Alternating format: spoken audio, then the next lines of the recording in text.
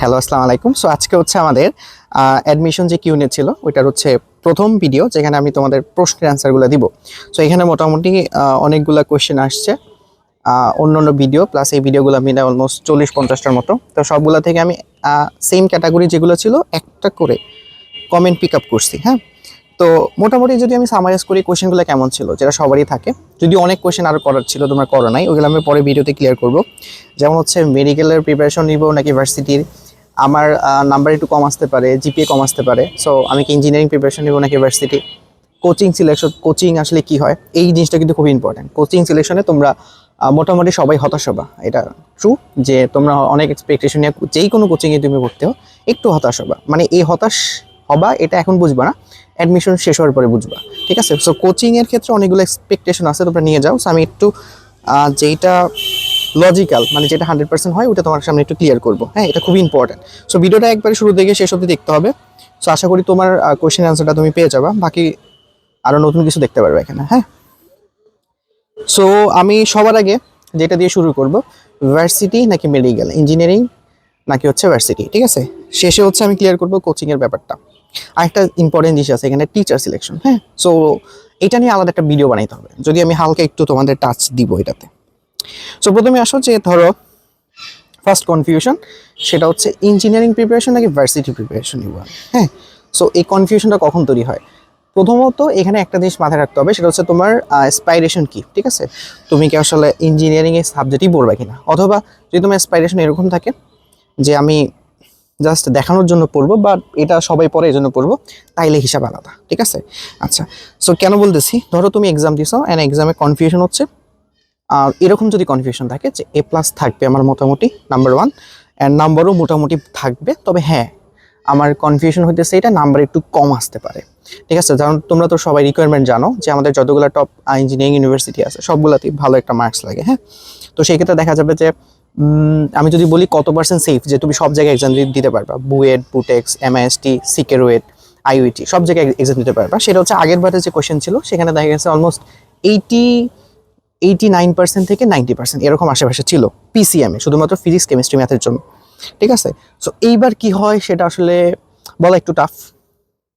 তবে আমার কাছে যেটা মনে হইতেছে, যতই বলছে যে কোয়েশ্চেন হার্ড ইয়েটে হয়েছে, ভুল টুল হয়েছে, সো ওইগুলো যদি মার্কস দিয়ে দেয়, হ্যাঁ হয়তো বা মার্কস এখানে বেশি আসবে সবার, বাট ওভারঅল কিন্তু এক্সাম সবারই একটু টাউনের দিকে গেছে, তো সেক্ষেত্রে এক্সপেক্টেড করা যায় হয়তো বা এটা কিছুটা কমবে। হ্যাঁ, তো তোমার যদি এটা ইনসিকিউরিটি থাকে সবগুলোতে এ প্লাস থাকবে বাট নাম্বার একটু কম আসতে পারে, তাহলে তুমি অবভিয়াসলি ইঞ্জিনিয়ারিং প্রিপারেশন নিবা, কোনো ডাউট নেই এটাতে। হ্যাঁ, দেখা গেছে যেহেতু তোমার অ্যাসপাইরেশন আছে তুমি ইঞ্জিনিয়ার হবে, তাহলে অবভিয়াসলি ইঞ্জিনিয়ারিং প্রিপারেশন নিবা। দেখা গেছে কোনো কারণে, যেমন সবচেয়ে বেশি মার্কস লাগে হচ্ছে তোমার বুয়েট, বুটেক্স, আইওটি, এগুলোতে।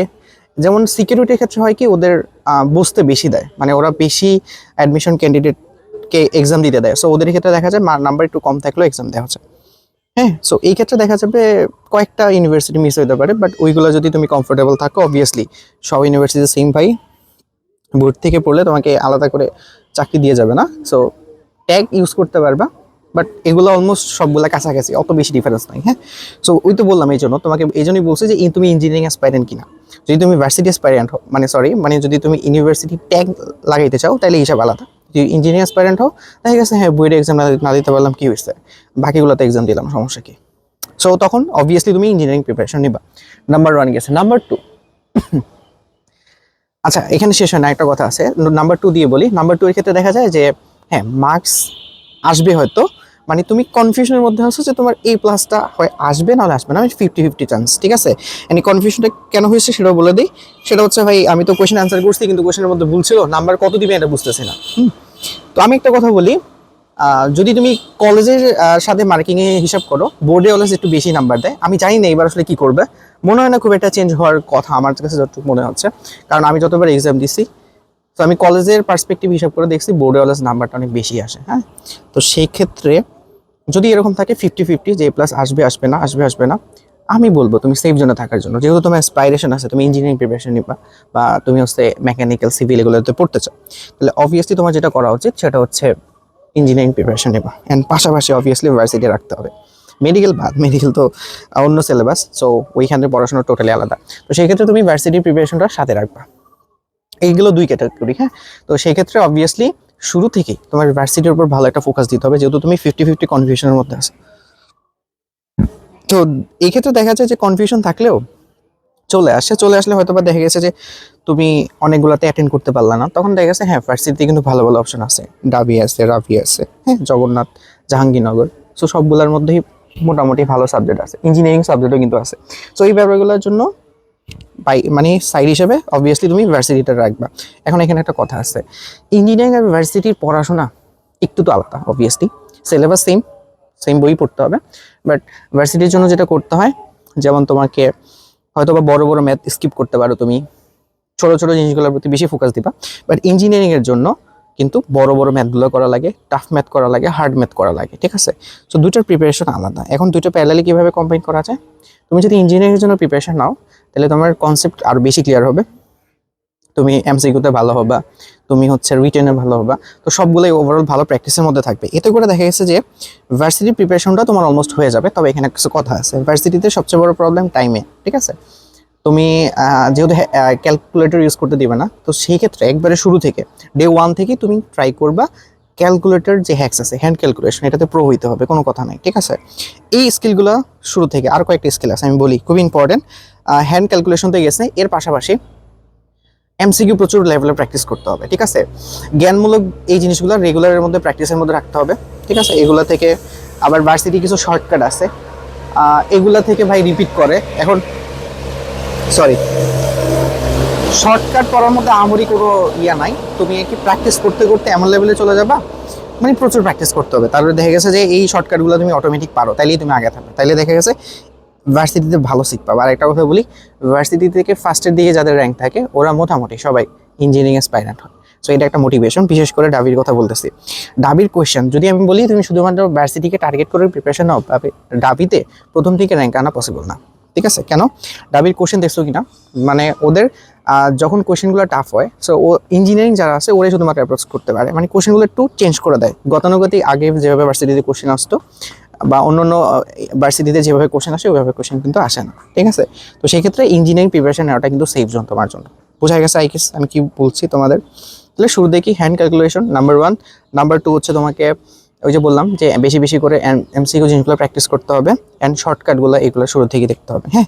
আর আরেকটা পয়েন্ট সেটা হলো খুবই খুবই ইম্পর্টেন্ট, নাম্বার 3, সেটা হচ্ছে তুমি কোন সাবজেক্টটা দাগাও, তুমি কি বায়োলজি দাগাবা নাকি হচ্ছে তুমি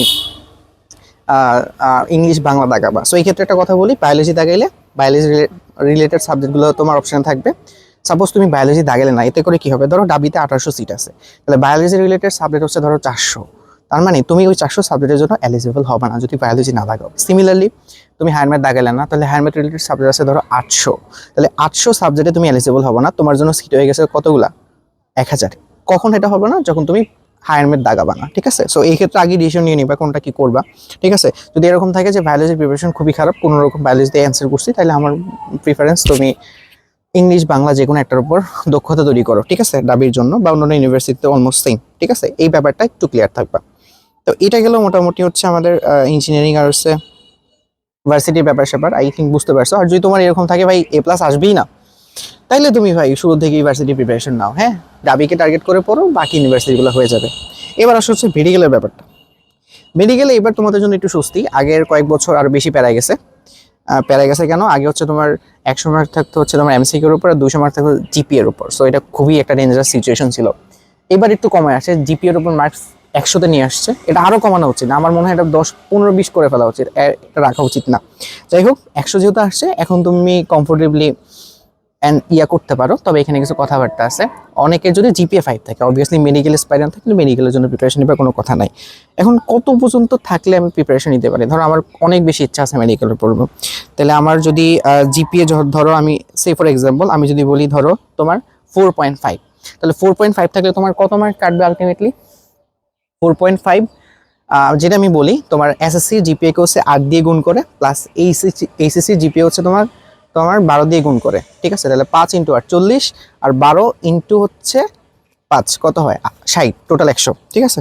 তো সেই ক্ষেত্রে ধরো আমি ধরলাম এসএসসিতে তোমার জিপিএ 5 আছে, এখন এইচএসসিতে তোমার জিপিএ ধরো 4.5 আসবে। 4.5 আসলে 4.5 ইন্টু 12 কত হয়? 48, 54, মানে 6 মার্ক কাটবে তোমার। বোঝা গেছে? তার মানে তোমার যে ফ্রেন্ড সে হচ্ছে ধরো জিপিএ 5 পাইছে, সো তোমার ক্ষেত্রে দেখা যাবে তোমার সেম তোমাকে তার থেকে 6 মার্ক বেশি পাইতে হবে সেম র্যাঙ্ক পাওয়ার জন্য। আর মেডিকেল একটা কথা বলে দিই, গতবার যে কোয়েশ্চেন হয়েছিল সবচেয়ে ইজিয়েস্ট কোয়েশ্চেন মেডিকেল লেভেলে, বিশেষ করে বায়োলজিটা, সেই ক্ষেত্রে কাট অফ মার্কস ছিল আমার যতটুকু মনে হয় 74, 73, 74, আমি কারেকশন করে দিব, 74, 75 এরকম ছিল, ধরো 73ই ধরলাম, ছোটই ধরি আমি। 73 আর হাইস্ট ছিল হচ্ছে 95। রেঞ্জ কতটুকু, মানে অলমোস্ট 20-22 মার্কের। সো 20-22 মার্কের মধ্যে তোমার এই 5000 স্টুডেন্ট সব চান্স পাইছে এখানে। তাহলে ইমাজিন যে এখানে কত বেশি কম্পিটিশন, তাহলে 6 মার্ক বেশি পাওয়ার জন্য তোমাকে কত বেশি কম্পিটিটিভ হইতে হবে।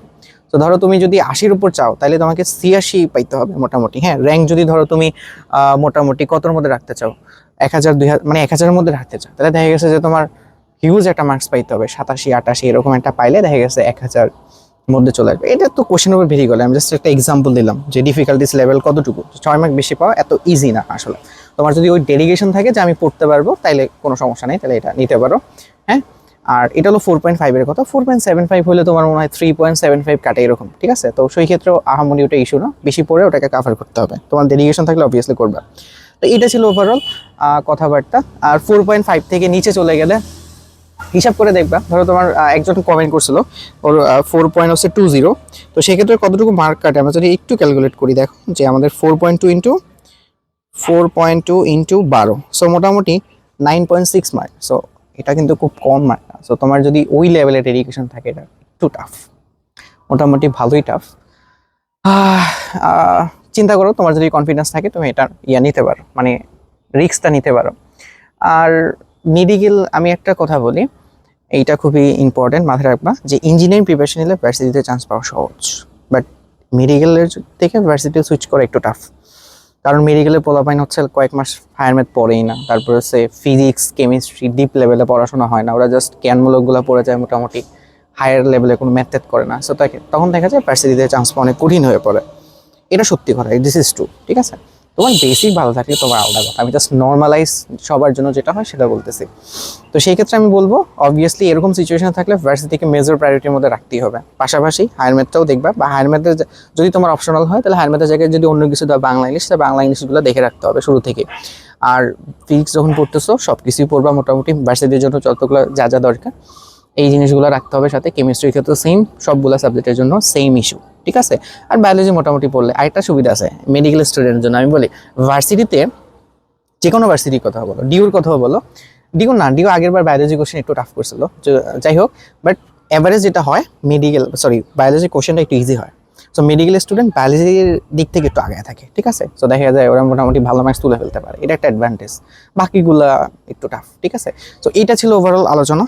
তাহলে অবভিয়াসলি কনফিউশনের মধ্যে থাকলে যাই করো, মানে ভার্সিটি প্রিপারেশন তোমার সাথে রাখতেই হবে, ঠিক আছে? আচ্ছা, অ্যান্ড লাস্ট কোয়েশ্চেন একটা আছে, সেটা হচ্ছে আমাদের কোচিং নিয়ে একটা কোশ্চেন ছিল তোমাদের, বলি কোশ্চেনটা ছিল এইরকম যে কোন কোচিংয়ে ভর্তি হবে, কোনটা ভালো হবে। হ্যাঁ, আচ্ছা এখানে আমি একটা কথা বলি তারও। আচ্ছা, কোচিং নিয়ে একটা কোশ্চেন ছিল যে ভাই মেডিকেল অ্যাডমিশনের জন্য কি কোচিং করাই লাগে, অ্যান্ড কোচিংয়ে কি এক্সট্রা কিছু পড়ায় নাকি যা এসএসসিতে পড়ছি তাই পড়ায়? কোচিং নিয়ে অবভিয়াসলি যদি আমি বলি, কোচিং নিয়ে তোমার এক্সপেকটেশন কি আমি জানি না। একটা কথা আমি বলে দিই, কোচিংয়ে বইয়ের A to Z কখনোই শেষ করে দিবে না, যে কোনো কোচিংয়ে হোক। অনলাইন কোচিংয়ে হইতে পারে, অনলাইন কোচিংয়ে অনেক ক্লাস দেয়, ওদের রেকর্ডেড ক্লাস থাকে, ওইগুলো দিয়ে শেষ করতে পারো। হ্যাঁ, কোচিংয়ে হচ্ছে তোমার ওদের ফোকাস থাকে ইম্পর্টেন্ট জিনিসগুলোকে তোমাকে ধরায় দেওয়া। কোচিংটা আমরা পড়ার জন্য যাই করবো না, কোচিংটা মেনলি হবে এক্সামের জন্য। আমি একটা কথা বলি, কয়েকটা স্কিল আছে যেগুলোতে তুমি অ্যাডমিশনে অনেক বেশি আগে থাকবা, সেম প্রিপারেশন নিয়েও। সেটা হচ্ছে যারা প্রচুর এক্সাম দিবে, তারপর হচ্ছে যাদের ক্যালকুলেশন অনেক বেটার থাকবে, যারা প্রচুর হচ্ছে ছোটোখাটো রিভিশন টেকনিক আছে, আমি তোমাদের এটা নিয়ে একদিন বলবো, ছোটোখাটো রিভিশন টেকনিকের মধ্যে থাকবে অলওয়েজ। দেখা যাচ্ছে ছোটো ছোটো রিভিশন, ঠিক আছে, সূত্রগুলো একটু রিভিশন করা, এগুলো। সো যাদের এই জিনিসগুলো থাকবে তারা খুব ভালো করবে, ঠিক আছে? তিনটা জিনিস খুব ইম্পর্টেন্ট। এই তিনটা জিনিস মোটামুটি থাকলেই দেখা গেছে প্রচুর এক্সাম দিবা। পড়াশোনা তো আছেই, ওটা তো আলাদা কথা, সেম পড়াশোনা করি দেখবা তুমি তোমার ফ্রেন্ড থেকে অনেক ভালো করতে পারবা, ঠিক আছে? সো এই জিনিসটা একটু খেয়াল রাখবা। আর যেটা বলতেছিলাম, হ্যাঁ কোচিংটা মেনলি হচ্ছে কিসের জন্য? এক্সাম দেওয়ার জন্য। হ্যাঁ, কোচিংয়ে পড়ায় ইম্পর্টেন্ট জিনিসগুলো ধরায় দিবে, বাট কোচিং ক্লাসে দেখা যাচ্ছে ফুল চ্যাপ্টার তোমার অনেক জিনিস বাদও থাকতে পারে, তখন ভাইরা বলে দিবে এটা ইম্পর্টেন্ট না, ঠিক আছে? ইঞ্জিনিয়ারিং নিয়ে কথা বলি, দেখা গেছে তুমি উদ্ভাসে যেখানেই ক্লাস করো না কেন, উদ্ভাসে 2.5 ঘন্টার মধ্যে একটা চ্যাপ্টার শেষ করে দেয়, তো বুঝাও তো 2.5 ঘন্টার মধ্যে একটা চ্যাপ্টারে কি শেষ করা পসিবল? তোমাকে তো অনেক ম্যাথ প্র্যাকটিস করাইতে পারবে না, এটা স্বাভাবিক, তোমাকে সব ম্যাথ প্র্যাকটিসও করে দিবে না, কমপ্লিট হবে না, তোমাকে বাসায় এসে নিজে কমপ্লিট করতে হবে, ঠিক আছে? যেমন আমি বলি একটা চ্যাপ্টারে, ফিজিক্সের ধরো একটা চ্যাপ্টার, এই চ্যাপ্টারে মিনিমাম 60-70টা তো ম্যাথ প্র্যাকটিস করাই দরকার মডারেট লেভেলে, ঠিক আছে? তো এতগুলো তো আর কোচিংয়ে করা দেবে না, কোচিংয়ে দেখা গেছে আমার 5 থেকে 10টা ম্যাথ প্র্যাকটিস করে দিবে ওই টাইপ ধরে ধরে, অ্যান্ড ওই টাইপের হয়তো বা সব জিনিসও কভার হবে না যেগুলো তোমার বাসায় এসে কভার করতে হবে, বুঝা গেছে? সো কোচিংয়ে পড়া কমপ্লিট হবে না অবভিয়াসলি, কোচিংয়ের তুমি বাসায় এসে তোমার নিজের রুটিন বানায় টার্গেট ফিল আপ করতে হবে, এটা মাস্ট। এটা না করতে পারলে অ্যাডমিশনে ভালো করা পসিবল না। কোচিংয়ে প্রচুর ক্লাস করে লাভ নেই, অনেকে কিন্তু শুরুর দিকে কোচিংয়ে ক্লাস করে তারপরে দেখা যায় শুধুমাত্র এক্সাম দেওয়ারটা, মানে এক্সাম দেয় আর দেখা গেছে ক্লাস করে না, এটা তোমার ইচ্ছা। এখন আমি তোমাকে বলি, ধরো তুমি ফিজিক্স বা কেমিস্ট্রি একটা চ্যাপ্টার খুব ভালো মতো পারো, তো ওইটা ক্লাস করে তুমি টাইম নষ্ট করতে দরকার নেই, তুমি এক্সাম দিয়ে আসো, এক্সামটা ইম্পর্টেন্ট মাস্ট। সেকেন্ড অপশন হচ্ছে ওই যে এক্সাম দিয়ে আসবা, ক্লাস এইভাবেই করবা, তাহলে আমি সাবজেক্ট কীভাবে, চ্যাপ্টার কীভাবে কমপ্লিট করবে, খুবই সিম্পল। একটা চ্যাপ্টার ধরছো, তো কোশ্চেন তো আছে, কোশ্চেন সলভ করবা, তাহলে তো বুঝবা তোমার ডেপথ কতটুকু। এরপরে হচ্ছে তুমি কি করবা, যে ওই চ্যাপ্টারে যেই জিনিসটা গ্যাপ আছে ওটা ফিল আপ করতে থাকবা। তোমার কাজই হবে এইচএসসি লাইফে যেগুলো পড়ছি ওগুলার ডেপথনেস একটু বাড়ানো, যেগুলো গ্যাপ আছে ওগুলো আস্তে আস্তে শেষ করা, ঠিক আছে? অ্যান্ড অবভিয়াসলি আমি বলি, ধরো তোমার এক্সামের জন্য 3 মাস বাকি আছে, তুমি ট্রাই করবা 2 মাসের মধ্যে, 2 মাস না, আমি 1.5 মাস টার্গেট দিব, কারণ 1.5 মাস বললে ওটা শেষ করতে করতে 2 মাস 2.5 মাস চলে যায়। সো 1.5 মাসের মধ্যে, 1.5 থেকে সর্বোচ্চ তুমি 1 মাস 20 দিন নিতে পারো, এর মধ্যে সিলেবাস শেষ করা টার্গেট রাখতে হবে, ওইভাবে আগাবা, ঠিক আছে? আর একটা জিনিস, কোচিংয়ের সিলেবাস অনুযায়ী আগে আনা, তাহলে বিপদে পড়বে, ঠিক আছে? হ্যাঁ, কোচিংয়ে অ্যাডজাস্টমেন্ট তাহলে কেমন করবো, একটা কাজ করতে পারো, ধরো যে কোচিংয়ে পড়াইতেছে যতটুকু পারা যায় ওটা করে যাবো, বাট নিজের একটা সিলেবাস থাকতে হবে মাস্ট। নাহলে কি হবে আমি তোমার বলি, যেমন দেখা যাবে কোচিংয়ে হলো একদিনে একটা চ্যাপ্টার শেষ করে দিচ্ছে, ধরো নিউটনিয়ান মেকানিক্স একদিনে শেষ করে দিল সাপোজ, ঠিক আছে? ধরো তুমি ইঞ্জিনিয়ারিং প্রিপারেশন নিবা, নিউটনিয়ান মেকানিক্স তো তুমি কম পারো, তাহলে তুমি ওইটা যদি ওই একদিনে আর 2 দিনই কি শেষ করতে পারবে? 2 দিন টাইম পাওয়া যায় একদিন গ্যাপ দিলে, সো 2 দিনে তো জীবনে শেষ করতে পারবে না, তখন দেখা গেছে এটা খুব বড় একটা প্রেশার হয়ে যাবে তোমার উপর। সেম জিনিস ভেক্টর তুমি অনেক ভালো পারো, ভেক্টর 2 দিনে কভার করছে, তুমি ওই ওনার সাথেই 2 দিনে কভার করছো, একবারে শিওর লেভেল একটা মারা খাবা। তোমার টার্গেট কি, ভেক্টর তো আমি পারি, সো আমার তো ভেক্টরে 2 দিন দেওয়ার সময় না, আমি এখানে কি 3-4 ঘন্টা বা 5-6 ঘন্টা দিলে হয়ে যাইতেছে। এখন আমার টার্গেট ওই যে আমার যে 2 দিন ছিল না ভেক্টরের জন্য, বাকি 1.5 দিন হচ্ছে আমি এখন এই নিউটনিয়ান মেকানিক্সে দিব, এইভাবে টার্গেট। মানে কোচিংয়ে একদিনে একটা চ্যাপ্টার পড়াইতেছে, তুমি ওই চ্যাপ্টারই পড়বা, তাইলে শেষ, একদম মারা খাবা। তোমার টার্গেট যে আমার সিলেবাস শেষ করা, আমি নিউটনের মেকানিক্স আমার বাকি, আদর্শ গ্যাস আমার বাকি, পরিমাণগত রসায়ন আমার বাকি, সো বাকিগুলা ওই যে যখন ইঞ্জিনিয়ারিং মানে হলো যখন বাইরে পড়াবে না এই চ্যাপ্টার, অন্য চ্যাপ্টার ওটা তো পারো, ওইটা পাশাপাশি এগুলো শেষ করে ফেলবা শুরুর দিকে, এই ইন্টেন্সটা শুরুর দিকে রাখতে হবে। বিশেষ করে যারা ইঞ্জিনিয়ারিং প্রিপারেশন নিতেছে তাদের, মেডিকেল সেম এজ ওয়েল, তোমাদের টাইমটা আরও কম, তোমাদের আরও বেশি সিরিয়াস হইতে হবে, বোঝা গেছে? সো এইটা ছিল ওভারঅল কথাবার্তা কোচিংয়ের জন্য। কোচিং এক্সাম দেওয়ার জন্য সব শেষ করে দিবে না, এইভাবে আগাইতে না পারলে একবারে মারা খেয়ে যাবে, শেষ। এরপরে আসো কোচিং সিলেকশন করা। হ্যাঁ, কোচিং সিলেকশনটা খুব ইম্পর্টেন্ট, সেক্ষেত্রে আমি সাজেস্ট করি যে কোচিংয়ে সিলেক্ট করো, সবগুলো কোচিংই ভালো, অনলাইনে যারা ভালো করতেছে, অফলাইনে যারা ভালো করতেছে, উদ্ভাসের কথা বলো, অনলাইনে তুমি এসিএস বলো, বন্দি পাঠশালা, সবই ভালো, ঠিক আছে? তো সেই ক্ষেত্রে তোমার টার্গেট কি থাকবে, যে আমি বললাম তো মেন টার্গেট এক্সাম দেওয়া, প্রচুর এক্সাম দিতে হবে, এক্সামটা অফলাইনে দেওয়া দরকার, ঠিক আছে? অনলাইনে অবভিয়াসলি এক্সাম দিবা বাসায় হিসাব, বাট মেক শিওর অফলাইনে যাতে এক্সাম দাও, ঠিক আছে? উইকে অ্যাটলিস্ট মেন এক্সামটা, যে উইকলি যে এক্সামগুলো হয় বা একটা চ্যাপ্টার বা অনেকগুলো একসাথে অনেকগুলো চ্যাপ্টার মিলে যে এক্সামটা হয় সেটা অ্যাটলিস্ট অফলাইনে দাও, বাকিগুলো তুমি অনলাইনে দাও, কোনো সমস্যা নাই। সেক্ষেত্রে সাজেস্টেড যে তুমি উদ্ভাস থেকে অবভিয়াসলি রাখবা, ঠিক আছে? যারা ইঞ্জিনিয়ারিং প্রিপারেশন নিতেছো, উদ্ভাসের কোয়েশ্চেন লেভেল ভালো, ওইখানে এক্সাম দিবা রেগুলারলি, এক্সাম মিস দেওয়া যাবে না, যতই খারাপ হোক যতই ভালো, মিস দেওয়ার কোনো অপশন নাই, ঠিক আছে? আর আদার্স অপশন যদি বলি, অনলাইনে কোনো কোর্স কিনে রাখতে পারো, এসিএসও ট্রাই করতে পারো, তোমার ইচ্ছা যদি হয়, ওনাদের ক্লাস যদি ভালো লাগে, অবভিয়াসলি ডেমো তো থাকবে, তাই না?